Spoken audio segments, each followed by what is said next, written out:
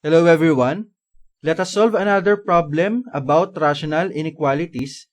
Given tayo ng 2x plus 1 over x plus 3 is less than or equal to 2. Ang first step natin is kailangan muna nating hanapin yung ating critical points. At makukuha natin yon by equating our numerator 2x plus 1 and our denominator x plus 3 to 0. Kaya doing that, kopyahin natin yung ating numerator, we have 2x plus 1, and then equate natin siya to 0. Then we have to solve for the value of our x. Kaya ang pwede natin gawin yung ating 1, ililipat natin dun sa kabilang side ng ating equation.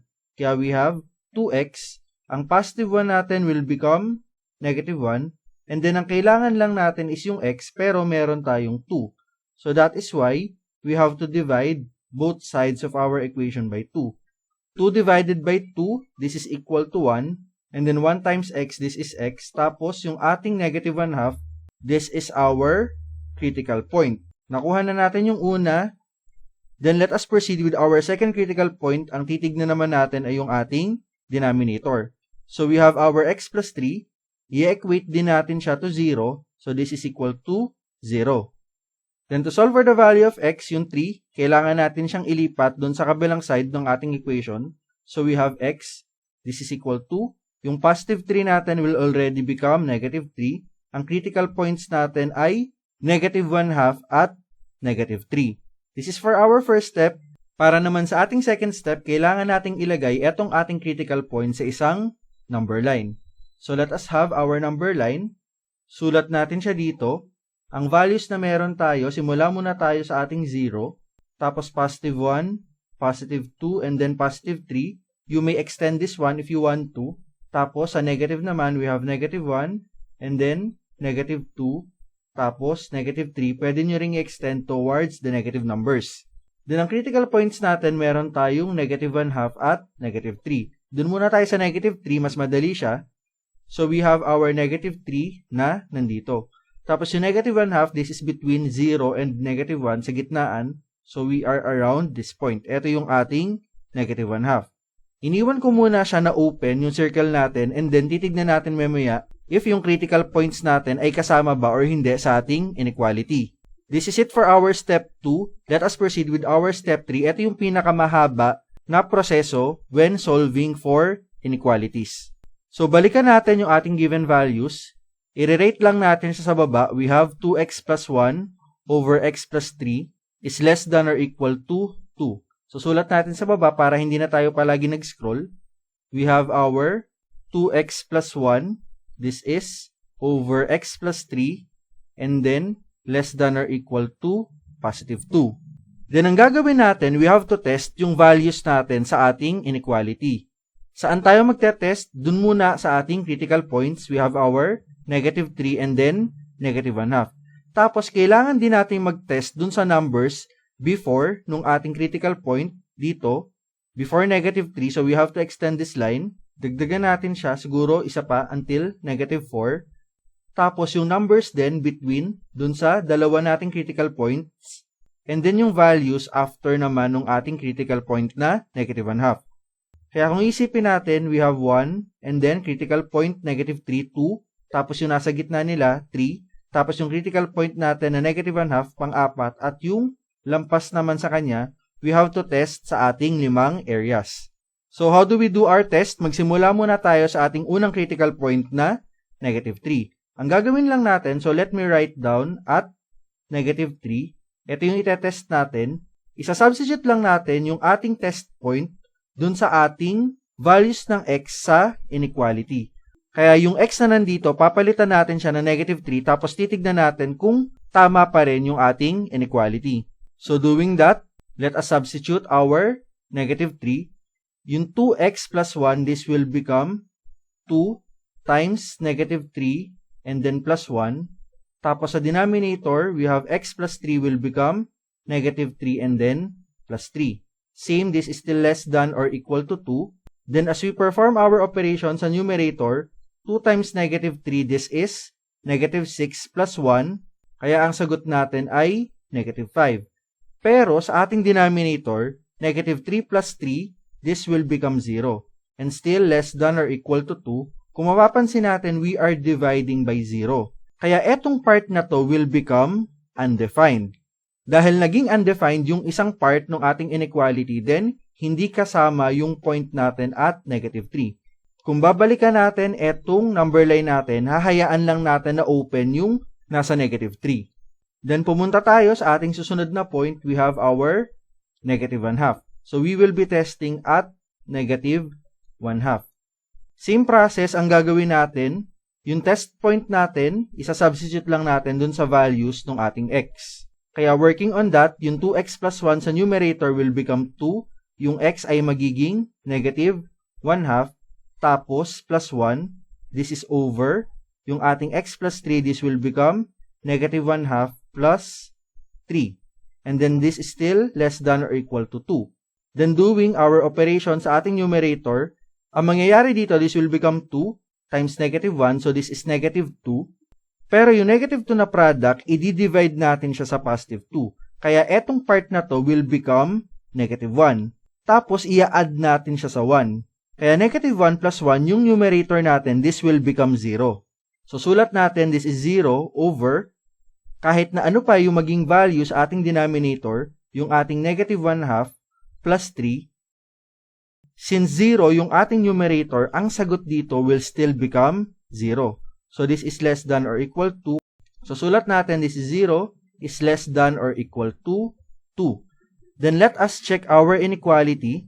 Yung 0 natin, this is less than our 2. Mas mababa siya compared sa 2. Ibig sabihin, yung inequality natin ay tama. Dahil na-satisfy natin yung condition niya, then yung ating point na negative 1/2 ay kasama dun sa values ng ating inequality. Kaya kapag binalikan natin yung ating number line na nandito, tapos yung ating negative 1/2 na nasa number line ay lalagyan natin ng shade kasi kasama siya dun sa values ng ating x. So going down sa ating given values, yung ating negative 3, hindi siya kasama kasi hindi na-satisfy yung ating inequality. As we have shown dito sa taas, open yung ating circle. And then yung negative 1/2 natin, dahil na-satisfy natin yung ating inequality, then kung mapansin natin sa taas, yung circle natin ay shaded kasama si negative 1/2. And that's it for our critical points. Let us proceed dun sa ibang area natin. Kung titignan natin yung ating number line, mag-umpisa muna tayo dito sa mas mababa sa ating negative 3. For this one, we will be selecting negative 4. Pero pwede kayong pumili ng kahit na anong number na mas mababa kay negative 3. Let's say negative 5, negative 6, negative 7, and so on. Pero for this one, pipiliin na lang natin yung pinakamalapit.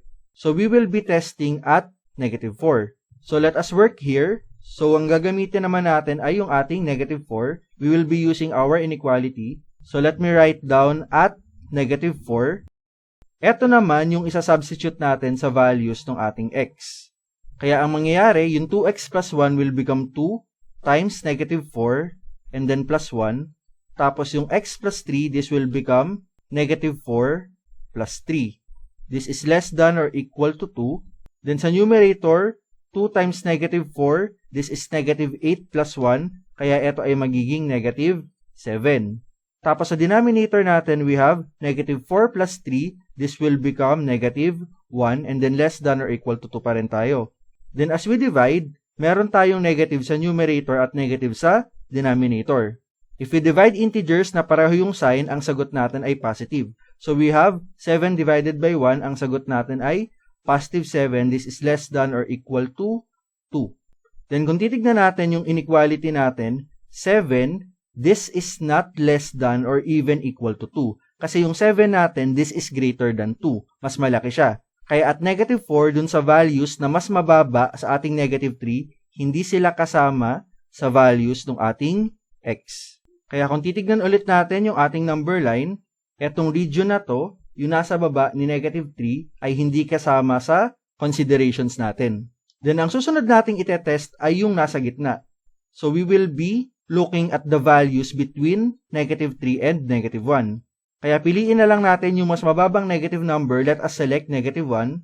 Siya yung itetest natin para dito sa gitna. Kaya for us to test, sulat ko muna ulit yung ating inequality sa baba. So we have the given value of 2x plus 1 over x plus 3. this is less than or equal to 2. Magtetest tayo kay negative 1. So let me write down here, we are testing at negative 1. Kaya ang gagawin natin, isa-substitute natin yung ating negative 1 sa lahat ng values ng ating x na nandito sa ating given inequality.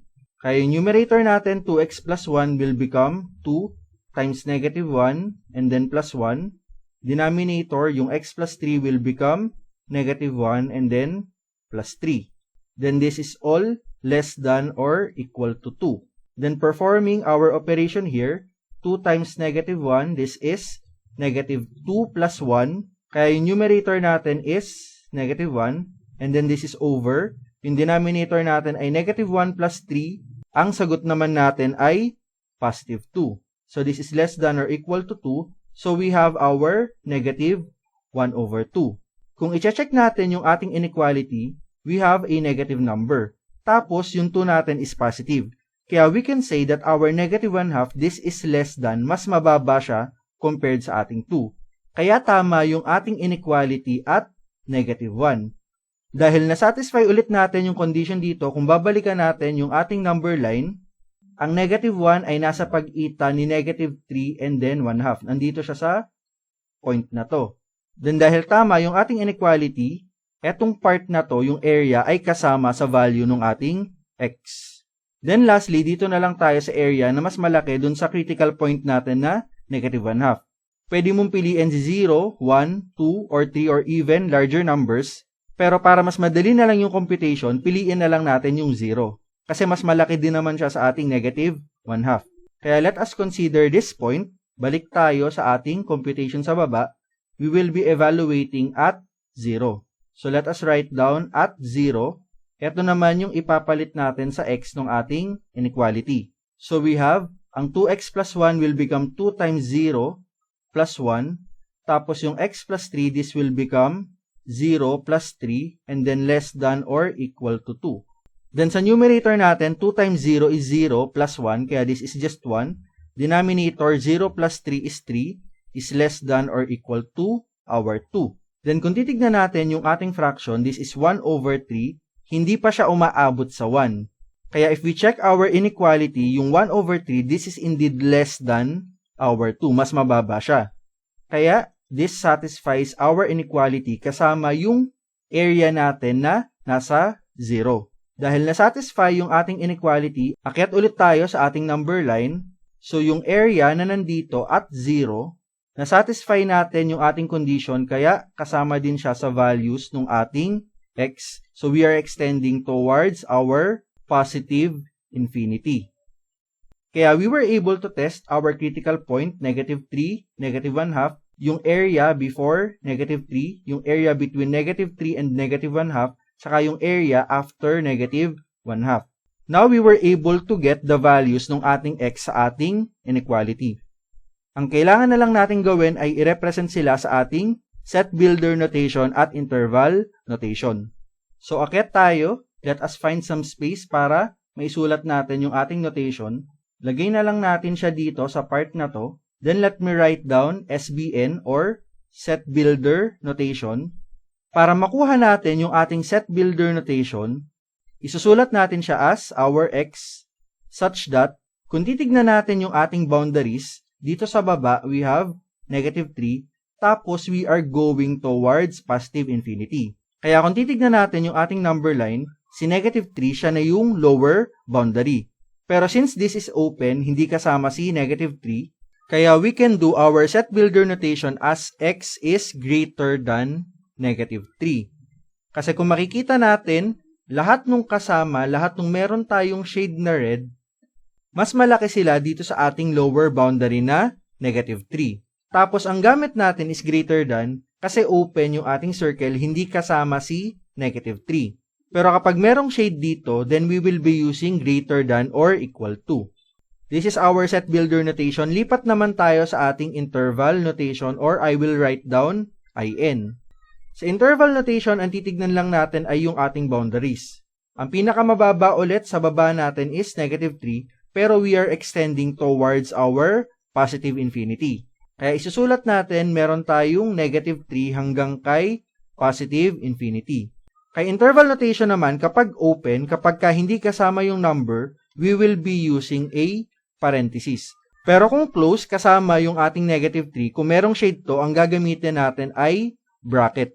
Pero since hindi naman, stay tayo sa ating parenthesis. Tapos dito naman sa ating positive infinity, kapag we are extending towards negative or positive infinity, automatic ang ginagamit natin ay parenthesis. So we have our interval notation mula kay negative 3 hanggang kay positive infinity, pero dahil parenthesis ang gamit natin, hindi kasama si negative 3, siya ay open. With this, we were able to solve for the values ng ating x sa ating inequality at na-represent natin siya using our set builder and interval notation.